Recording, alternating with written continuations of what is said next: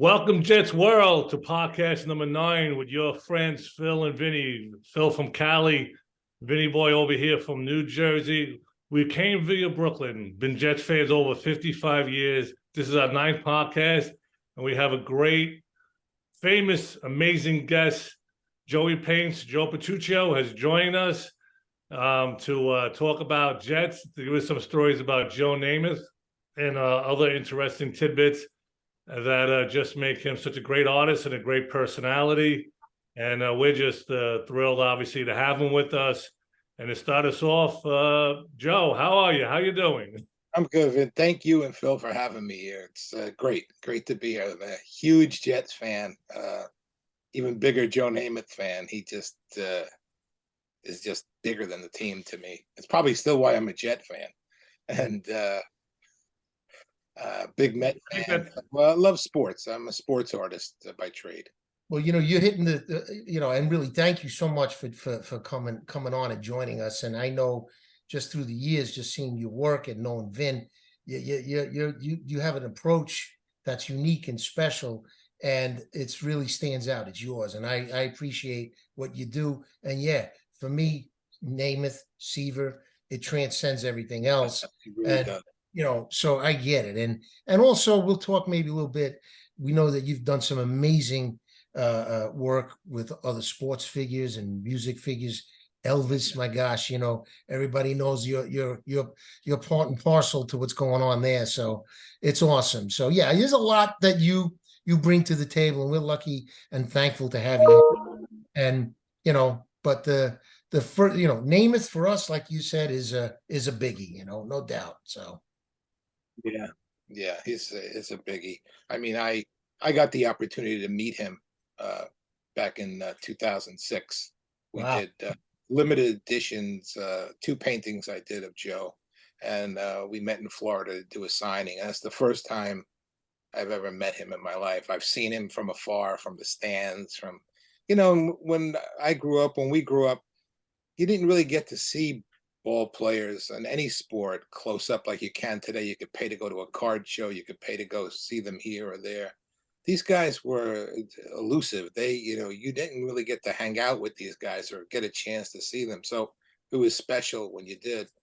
And so in 2006, when I finally got to see him, we were at a gallery, and I remember when the gallery was closed to everyone but him and me and my publisher. Wow. And when the door opened up, Joe walked in and he looked at me and he goes, "Joe Petruccio?"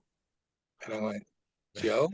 And he came up to me and I hugged him. And I says, "I've waited for this moment all my life." Oh my God. And I hugged him and I said, "Oh my God, I feel like I'm a 12-year-old schoolgirl." But it made me cry when I met him for the first time. He has an aura about him that is just beautiful. Thank God you didn't do a humana Corey Apple. I could have, believe me. Humana. No, that's the way I would be. I used to say I don't care about presidents or musicians. I love too, but Joe Namath, Tom Seaver. If I could have met Tom, that would have been phenomenal. And Joe, those are the two for me too. So Yeah. And Vinny, I know, but Well, we always felt it was funny. 1969, I'm 9 years old. Mets, Jets, Knicks win. Rangers come real close. I'm the smartest kid on the block. Little did I know. Big shot. But you know what? It's a passion. It's a passion. It's a bit of pain. But you know what? You always stick with it. And I never do. I'm not an autograph guy. I'm not a big book signing. But I'm working in the city, and Joe was doing at Barnes and Noble a book signing. And I got to tell you, I walked up and and he stood the whole time, like for 3 straight hours. He stood there. And I shook his hand and I melted, man. I just literally, I was babbling. I don't even know what I was saying. He signed his book and I'm like, I love you. It's like, I think it was about 10 seconds away from calling security, But if you think about it, we love the team. We love him, but he transcends that, in his time, he was way beyond what a sports figure was. He was so out of there. Like I know Ali and other guys, but what he did for football, he was like from outer space or something. And everybody outside of football loved him. They wanted to be like him or whatever. But we were lucky because he was our guy, So as we age, as we're all Yes. in our 60s, my God, yeah, thank God he's still here, And I'm with you, Joe. I wish they would, we could get it done. So, like Vinny says, he'll still be here. We want him to, as a I fan, would love to. see it. Yeah. Can you imagine? What he Well, would do? he's a huge. Well, we were talking about it before, just the three of us before we came on. He's a huge fan of the Jets, man. He loves the Jets. He is like the number one Jets fan. He wants them to do well. I mean, look, come on, man. Aaron Rodgers. There was a whisper to win about Aaron Rodgers, and already I'll give up 12 for a year or two. I'll give it up. It's like no one does that. He's going to Right. give Who him Joe's does that? shirt there. He's going to I give give Joe's up number shirt. 12. But What do you think about that, Joe? Yeah. I mean, we talked about that. Do you think This- that's right? Should he take the 12? If I were Aaron Rodgers, I would graciously thank him and not wear the 12. I would thank him for the gesture. And because Joe made the gesture, I wouldn't wear it. Right, right. right, more so, right. I agree. I couldn't Supposed imagine. to show you the kind of man that Joe is and the kind of fan he is. And I mean, it's probably kept me a Jet fan. I mean, I can't walk away from Joe. I could have walked away from this team very, very easily, but I can't walk away from Joe. I just can't. I almost feel ashamed to walk away from Joe Namath. Yeah, Well, it's the same thing. Like we say with like I became a Jets and Mets fan because of Namath and Siva. right. They transcended the sport. They just were above. And but what made it great is they transcended. They were above. They were greatness and everything. But they were the most nicest, humble guys you can ever want to meet. Or hear talk. Even when you see them on TV, they were so nice and real and everything. That's what made them great. Not that they knew they were good, but they didn't act like they were more than anybody else, which is amazing. You bring up Yeah. a great point. I remember when Mets were playing the Red Sox, and there he is. He's in Shea Stadium in the Red Sox dugout. I'm like, "You're a Trey. What are you doing, Tom? You can't be in that dugout." Oh my God! And then we were about to lose. I'm like, "Yo, what are you doing here?" And then thankfully we got it done, and then they won that. But then he was in the house. You know what I mean? There he was. Tom was there when we won, and I know in his heart he was thrilled. And I know Joe. My God, if they ever get it done, and he's still around. I remember Vinny, we went when they retired his number. It was at 30. Yeah, geez, and don't worry, they got some things going on up there in that office. Okay, we're still waiting, but We're still here. Yep. Listen, he was off about 30 years. Don't blast the guy. I know. Hey, Joe, let me ask you. Speaking of Joe, though, getting back to Joe, Joe, behind you, that painting, which is obviously all you, which is amazing. How long ago did you do that one? That was from 2006. That was the one, right? Okay, That's the what one signed by me and Joe. that's Edition. Yeah. that is absolutely beautiful. Obviously, that's talk about iconic moment, that movement and everything. It always. I love that moment. It was it's a great moment, and there's that there are pictures of it that are very blurry and pulled from video that people captured, but I wanted to try and add a little of my touch to it. What It was looks his amazing. reaction to it when you first showed it to him, the unveiling? Oh my God, he loved it. He absolutely loved it. He said that he loved the energy in it. He felt the energy in the piece. Matter of fact, he has a copy of that one and another one that we did, and but he loved this piece. Yeah, I mean, we all do. It's just you could Yeah, see, you capture it, and it's just amazing. And obviously, that must have been the guy you loved drawing as a kid, right, Joe? For the most Oh, part. I loved drawing Joe as a kid. As a matter of fact, one of my first drawings I did, I mean that I've saved, is a picture I drew of Joe Namath on a piece of loose leaf paper that I did at my grandmother's house at 9 years old. Oh man. And I've always liked sports art, and growing up, I became friendly with Bill Gallo from the Daily News, the Sure, sports cartoon from the Daily News. My dad brought me up to meet him. And so Bill Gallo, after that first initial meeting, I think I was 13 years old, I would go back up and forth to the Daily News all the time. And I just take the train from Brooklyn all by myself to go to the news and see him with my work under my arm. And then when I was 16 years old, I went into the city and I met Leroy Neiman, who was also my Two of them, top yeah. God, yeah. favorite sport. And Leroy Neiman and I became very close friends, right down to the end. And matter of fact, one of my proudest moments was when I went with him to an unveiling of a Wayne Gretzky painting, and he introduced me to Wayne Gretzky as his protege, which I thought Oh, was wow. Oh, yeah, which was really nice. But Bill Gallo and Leroy Neiman Man. really are the two guys who molded my sports art and my eye for and passion for sports. Well, thank God for the well, internet, so you can, definitely. on your own website, every day give the world what you want instead of waiting to only go through a paper. So that's amazing that you're able to kind of share that with everyone. But go ahead, Vin. What was that? I jumped on you. Like you also you met after that first meeting with Joe. You've hooked up a few times after that. Yes. With Joe.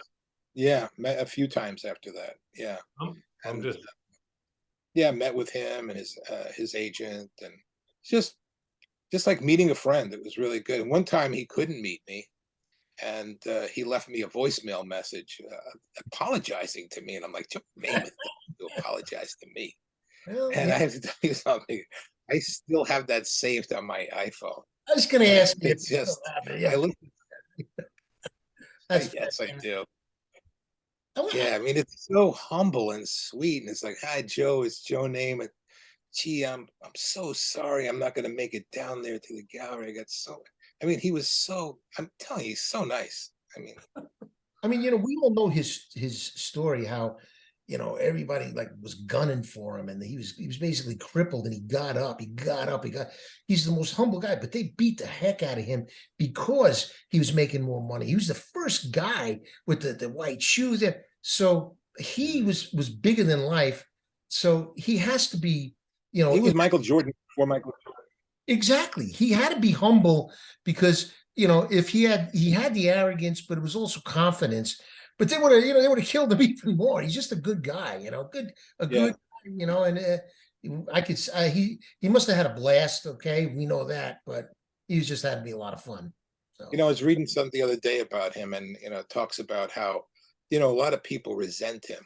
Some great quarterbacks actually resent him because if you look at his numbers, compared to some of the numbers today of even like second string guys, I mean, his numbers aren't that great, but his greatness doesn't really come from all of his numbers. His greatness came from what he was able to do with that team at the time, and his spirit to drive that team to win. He believed in him, and he believed in that team, and that team believed in him, and that's what got them that Super Bowl. yeah, And I that's also think that's the right. Joe Namath. And the thing is about, like I said, oh yeah, he didn't. Well, he was the first one to throw over 4,000, Right. which was incredible, especially at the time. But yeah, maybe the numbers and all the touchdowns they weren't there. But if you look at there's some documentary and they're showing the hits against Joe, 80% of these hits, people would have been arrested. Oh yeah. oh, yeah. You are talking Absolutely. about It's a different. and you're talking about a guy being thrown on fields that were like 90% cement. Just beat up. cheekbones, So playing. Remember, come on. just, Yeah. just for being alive, he deserved to go to the Hall of Fame, and get into one Super Bowl. It's Think a funny. lot of these guys who look down on him and frown on him and his numbers and things like that. The numbers are just part of the game, and he has a lot of great numbers, but it's really what else you bring to the game. It's those intangibles they talk about, and they don't have that. They don't have that. Joe had that, and he still has it. I mean, you see him now; he still has it. He could light up a stadium if you shut all the lights and bring Joe Namath out. It'll be bright in that stadium. Well, like the awards 2 years ago, was it? I don't remember who it was. Steve Harvey. He's like, Joe. Yeah. He was like giving the fur coat, and that's the high crazy Joe. Like the player thing. But he's not even that. He was that, but but that's the impact that he has. You're right. It's really many different forms it comes in. Absolutely, absolutely. Well, speaking of, I mean, obviously, we could talk about Joe for the next 3, 4 days and have plenty of things to talk about. But I'm I'm sure all Jets fans are happy. They have to be happy. But speaking of Hall of Famers, my second favorite Jets player finally made the Hall of Fame. And what infuriated me about waiting for this guy to be in the Hall of Fame is in all history of the NFL, there's only one player in the history of the game who made the Pro Bowl in 3 different positions. Mhm. And it was another Joe. Joe's Yep. the best. Another Joe Klecko. And so glad that happened. You had some good drawings, and on Instagram, you had a bunch of great things that you had on Joe Klecko, and I was so happy to see that. But as Jets fans, I mean, he's my number 2 guy, and I love Joe Klecko. Yeah, an there's absolute I like, love anybody named Joe. I love anybody named Joe. anybody. there you go. Joe. Yeah, Good. especially a young Joe we know, but that's another. But they're both humble. You're right. He's another humble dude. I mean, the guy is like, God. And did you guys see when he was knocking on the door? He had Joe named. Yeah, yeah. And he was more like you just said, oh my God, this is a great moment. But you got this guy to come do it. And they're playing pool in his basement. Right. It was beautiful, Yeah. and oh my God. Did you see Joe Namath knocking on his door? It was like boom, boom. Yeah, that's Like, what what the? yeah. I did for a second. Fleck opened the door like, who's here? And it's like It's Joe like, Namath. and Clicker goes, you want to come Really in? knocked with. He really knocked with really. Real. I wondered after I saw it. I said, "How many times did he actually do this?" I went down. Now, Joe, we're going to close the door again. A little harder this time. Yeah. I don't know how many knuckles he broke to do it. And getting back to Joe, you'll see a nice painting behind me of Joe Namath. Joe Petruccio and I are friends. We're family now through his son and my daughter. And we have the most, well, in our eyes, in our hearts, everybody's own grandchild is the most amazing grandchild. But we have a most amazing grandchild, and his name is Joseph. That's right. But they blessed him with the middle name of Vincent. Poor kid.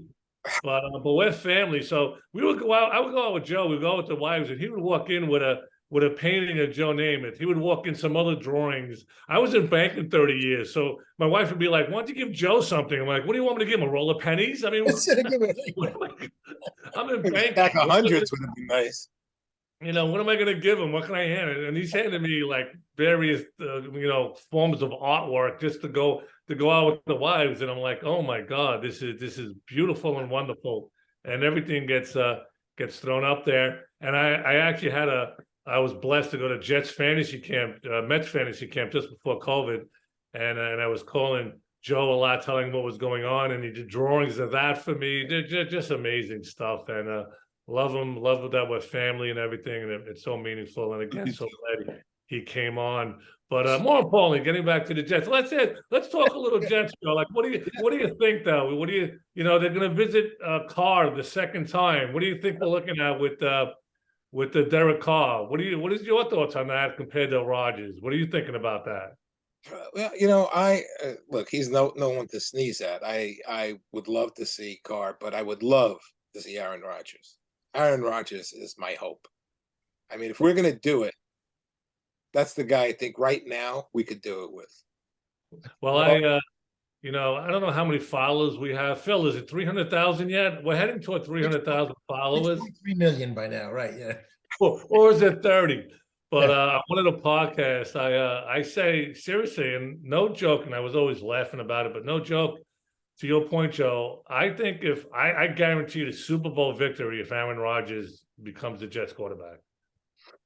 But I'm not saying it even jokingly. I think with the talent they have and the defense and Breece Hall coming back, I literally think I think they could be really good with Derek Carr. With an Aaron Rodgers, I think they could be. I guarantee they will win the Super Bowl if they get Aaron Rodgers. Yeah, I think with Carr, the Super Bowl's a few years away. I think with Aaron Rodgers, we could get there. I mean, because he's got that thing that he brings to a team that makes people believe in themselves and believe. You got to believe in your quarterback, and you got to believe that guy. It's just like the Mets bringing back, Max Scherzer over there. These guys, they believe in themselves. They believe in themselves, and they believe that they could transcend the team and make it better. And I think that's what Aaron Rodgers could do. they've been there multiple times, and you bring up a great point though about Rodgers. He's only got one. He's got unfinished business. His legacy. Yes, absolutely. He needs to round it out, go somewhere fresh, and take them and lift them to the promised land. He's really got to do that because Favre was. You can make the case he took Favre's team. He's a great quarterback. We know that, but it's like you say, people give Namath a hard time because of his numbers. Things stick in people's minds for the wrong reason. But Rodgers is a hell of a quarterback. Right. And he comes in here. Oh my, yeah. But we have the tools for him. We have the pieces he needs. yeah, and let me ask you, you got two new guys to do some drawings of in Wilson and and Sauce. I don't know if you've done them yet, because look at what they got going in the future. You got these two, you got Clemson and Namath, right? Coming into camp as famous now. And then you got the offensive and defensive rookie of the year, and then a quarterback. You're gonna be busy, Joe. You're gonna have Sauce, you're gonna have Wilson, and maybe Aaron Rodgers in jet uniforms. I'm going to tell you this. I'm going to do for the Jets this year what I do for the Mets every year. I'm going to cover every Jet game and post it. I've tried it many times, and I kind of dump out after week 4 because I'm disgusted. I think the last year was the last year I did a full journal was the year of the butt fumble. Oh, but that's it. That was just I just had enough. Oh, So this is drawing a circus. It's not even like, it was just the butt fumble and then the videos of the guy with his wife's feet. And I'm like, this is not what kind of football? Rex Ryan thing, he was too much. He was okay as a coordinator. And for that first year, he was talking to the team and he was making them believe in themselves. But then it became about him, where it always does. He's got that. Absolutely. That's really good. Yes, that's a good point. It did become about him. And I think Saleh is just perfect. He's got it right. I like him. Stay with him, and hopefully we'll get it done. They got a couple moves to make, but you're going to be. We're not far. We're not far. I wanted to ask you one quickly, right? When you got Joe behind you there, right? Mm-hmm. Now, in your mind, when you sit down to create, right? You've got a million different moments in your mind. How do you prioritize? Right. Which one for which art? Which, like Elvis? You've done a lot with him. I know you've done other sports figures, music. Right. Determine the moment that you want to capture and create. What motivates you to get that moment? Most of the times that I paint sports figures, even like Joe, it's kind of what I feel about them, not maybe what the media feels about them. Let me turn around a second and see if I can get this for you. So this is a painting I just finished of Joe. Let me see if I get that on. Wow. Okay. Okay, so he's got his head down. He's got, to me, that's Joe Namath. It's the frustration.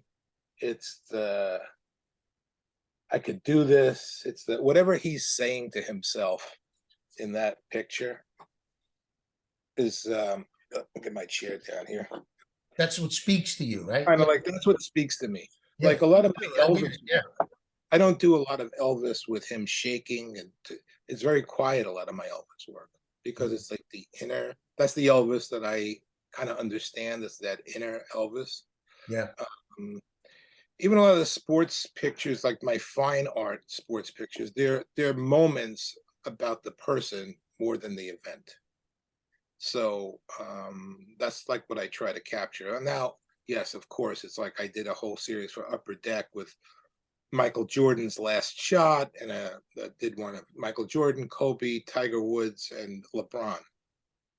So they were iconic.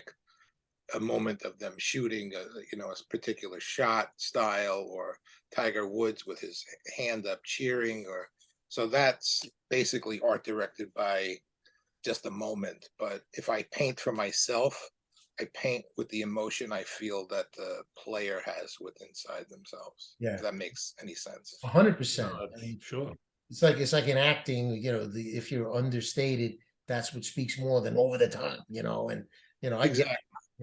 Yeah. Subtlety, So yeah, like one of my favorite photographs of Joe Namath was, and it wasn't even a picture of him playing, it's a picture of him sitting on the bench, and he's got the fur coat on, and he's got his sunglasses on, and he's staring out at the field, and he's got like a bit of tobacco in the bottom of his bottom cheek, and he's just looking out on the field, and you could tell that he wants to be in there, and you could just see the intensity of his face, even though he's got this glamour thing going on for the public. He's sitting there on the bench with all these dirty guys next to him that he still wants to be a part of.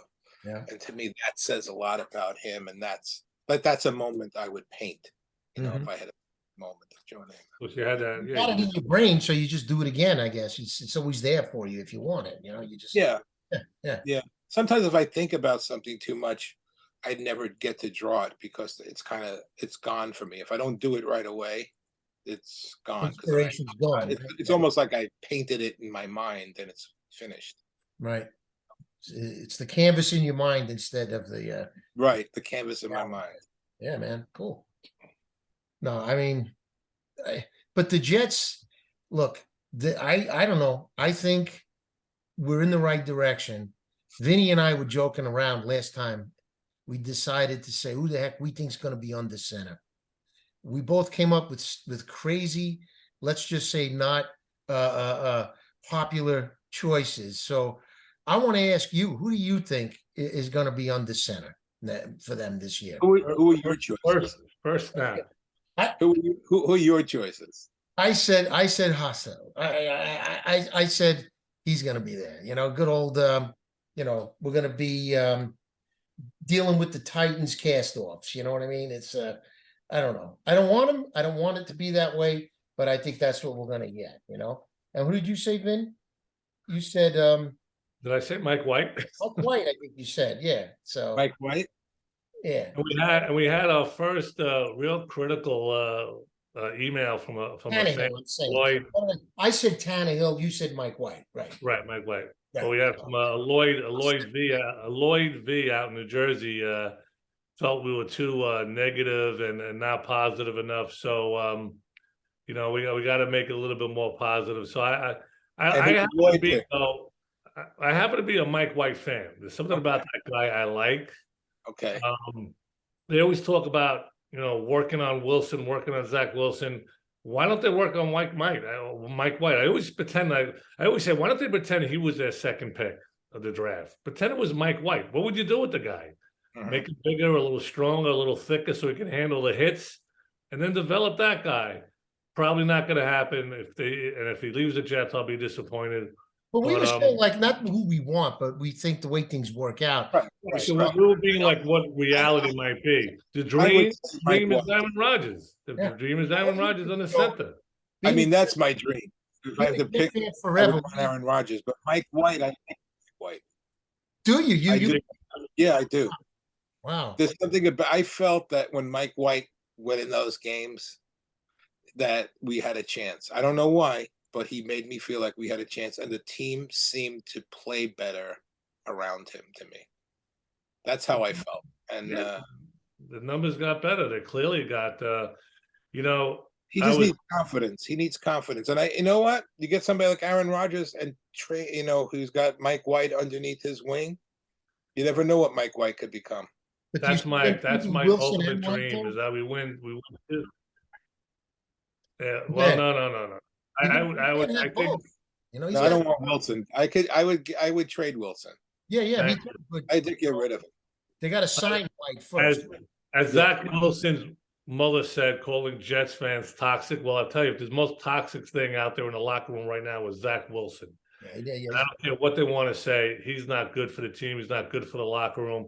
My dream is that they win 3 Super Bowls with Aaron Rodgers. It goes to Mike White. He wins another 3 or 4 after that. Okay.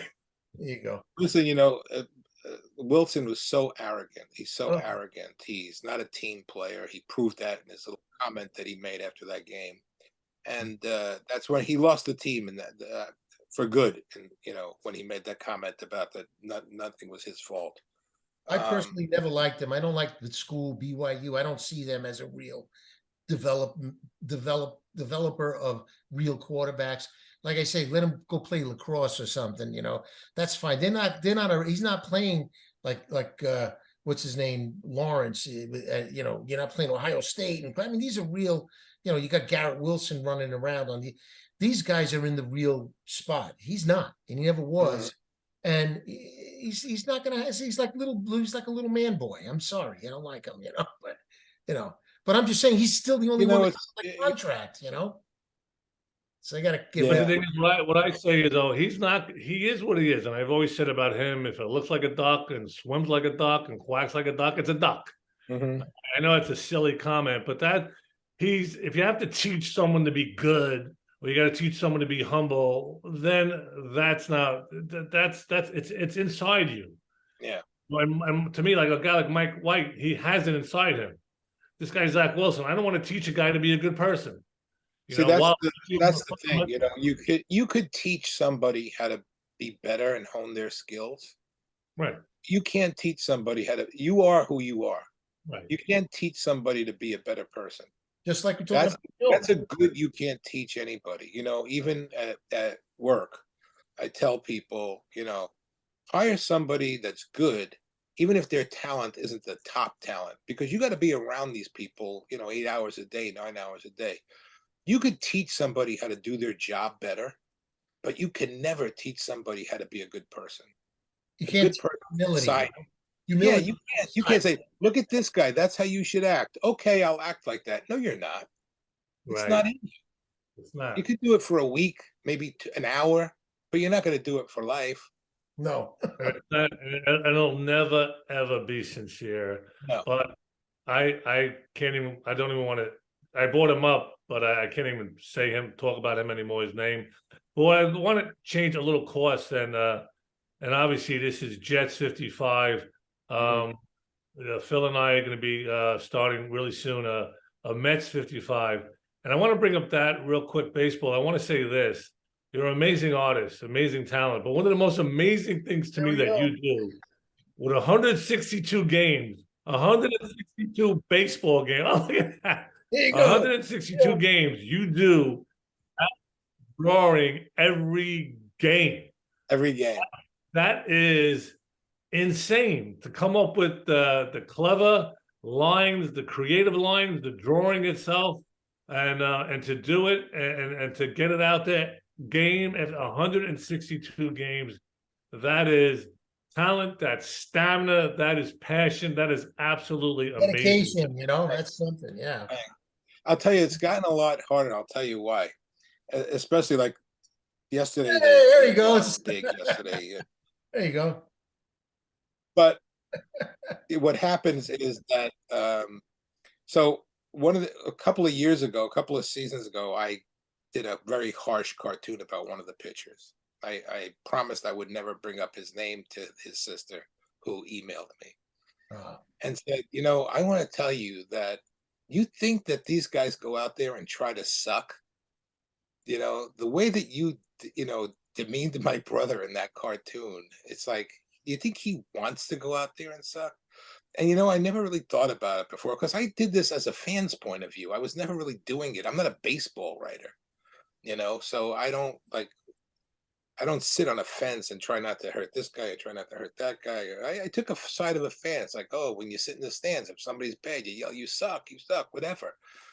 But then I started looking at the game differently and going, you know what? I got to give these guys a break. It's true. They do go out there and they play their hearts out. And I'm going to try to find the good in the bad.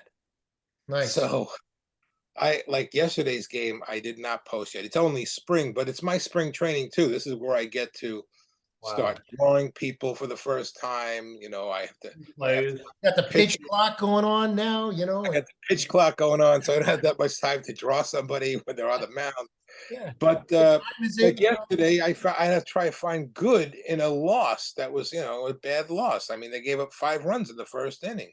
Yeah. Quintana gave up 5 runs, and usually I would trash him, but instead I found a good thing of Pete Alonso bringing a dog to the park before the game to promote Canines for Warriors. Oh my God! So the whole twist to my cartoon, which I didn't post yet, was going to be that sometimes the wins off the field are bigger than the wins on the field.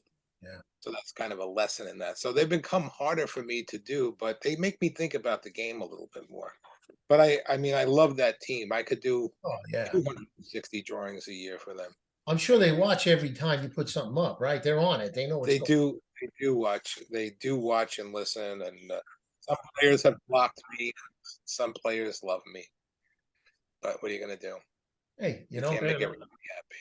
it's all yeah, part of it, make everybody happy. But you know what? Oh, Like I look, said, you changed your you shirt. had it underneath. Yeah, he did. Yeah. Look at that. That's amazing. Because Everybody, you know what I heard, Joe? I heard What? that there's these two guys that are doing this show called Mets 55. A couple of handsome guys, they're Yeah. kind of stealing the idea like from us with Jets 55. So, just in case you want to watch, it's called Mets 55 and it'll coming soon, But Maybe I could be on that someday, and I'll talk about Tom Seaver. oh my God, yeah. You'll that'd launch be in the great. next. That'd be great. I would be remiss if I didn't bring up that I didn't know until I met you, and you weren't even going to say it because you're so humble. You didn't walk in I did, even though you knew I was a big Mets fan when you found out when we met. You didn't say, "Oh, I did this." I found out from other resources that as a very young man, and by the way, it didn't mean anything to the three of us when you said you went on a train 13 years old. That was like back then going on a train, and even though the trains were not good things back then. No. Oh, I mean, I ran track. I was 13, 14 years old. I'm going, actually, yeah, I'm on this train, mom and dad, where you going? Oh, I got to go to Prospect Park. I'll be on 3 trains. I'll see you later. It's true. I used to leave Brooklyn on Saturday mornings at 5 o'clock in the morning to take the train to Mount St. Michael up in the Bronx. That's where the shop put alone. My Right. family was sleeping. I would never let a 13-year-old boy get on a train to go to Mount St. Michael in the Bronx and change his clothes in the stands. oh, shot. Yeah, right. No way. Well, we did things like that. But I found out that as a very young man, you kept sending uniform, correct me if I'm uniform drawings of ideas for uniforms that you thought would be great for the Mets. Yes. And as you got a little bit older, you met with them, and they met you, and it clicked. And you did the 1986, and I hope I'm correct, right? Racing stripe. That was your design for the Mets uniforms. Yes. The uniform that the Mets wore when they won the World Series in '86 was my uniform. Yeah, it's amazing. Wow. That's a great one. It really is. I designed that uniform. Yeah. So yeah, that was a lot of fun. I mean, I used to send them drawings all the time because I always thought the Mets looked fat and like losers in their baggy uniforms, and everybody was getting these polyester uniforms that were tight. They had no buttons on them. They looked sleek like gazelles, and the Mets looked like it was just like going out to the field like a chubby guys. And so I kept designing these uniforms, trying to get them, and finally I got to work for an advertising agency that had the Mets account, and I was lucky enough to work on that. And so Wow. when I got in there, they were looking for a new uniform, and I says, "I have an idea for a uniform," but I had one more left, and it was the racing stripe uniform. Oh, no. And yeah, so that's Save the that's best for last, huh? Right? that's like one of the greatest things that I think in my career as an artist. I mean, I love that. And they did a couple of years ago. They had 30 for 30 on Yeah. ESPN. Jimmy Kimmel, right? Yeah. The Jimmy Kimmel piece. Yeah. Yep. Yep. And so I was in that piece, and we talked about that. It was kind of cool. It was great. Yeah. I saw that. That was unbelievable. Yeah. No, but that's iconic. I mean, because you really put a twist on it that, oh my God, yeah, they're moving. They're going down the speedway here. They're gonna make it happen. And they did. They really did. Yeah. It's the rising star. That whole thing was a whole era of that. They were coming into something special, Yeah, Catch a Rising Star. The magic is back. The Magic magic is is back, yeah. real. Yeah, All that stuff back then. and they got It was a one. great time. Yeah. We can't say that we're always so happy about that 86 championship, but to me, there's always that side bitterness is that team should have been a dynasty. That team, if should have been a 4, 5, 6 World Series champions, but that's easy to say. At least But 88. They should have got 88 too. My God, yeah, Yeah. You beat They the got rid of Dodgers key 11 times players. in the playoffs. Jeez, that was They bad. got rid of key pieces too soon. Just a different time. They're like, get rid of this guy. He's a troublemaker. They get rid of this guy. He's a troublemaker. They weren't and troublemakers. and They all were the time, smart.